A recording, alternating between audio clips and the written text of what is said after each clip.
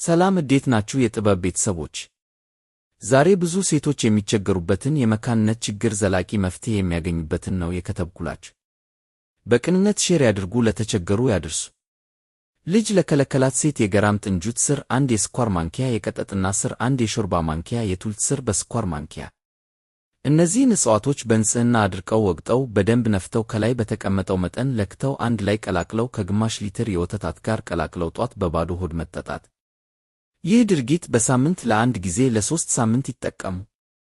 ይህ እንደተጠቀሙ እስከ 9 ሰዓት ይጾሙ። በዛር መናፍስት በዓይነ ጥላ የተዘጋ ማኅፀን ይከፈታል። እግዚአብሔርም ፍሬ ታፈሩ ዘንድ ይፈቅዳል። የቀደምት አባቶቻችንን ዕውቀትና ጥበብ ሳይበረዝ እንደወረደ ይቀርባል። የአያቶቻችን የእጽዋት ጥበብ በሕይወቶ ላይ ለሚያጋጥሙ ችግሮችና መፍትሄዎቻቸው ክፉ መናፍስትን እንዴት ማራቅ እንደምንችል የብራና መጻሕፍትና ጥቅማቸው በዚህ ይዳሰሳሉ። ጥበብን መረዳት ዘመናዊነት እንደሆነ ሁሉ በጭፍን መንዳትም የዘመኑ ሰለባ መሆን ነው።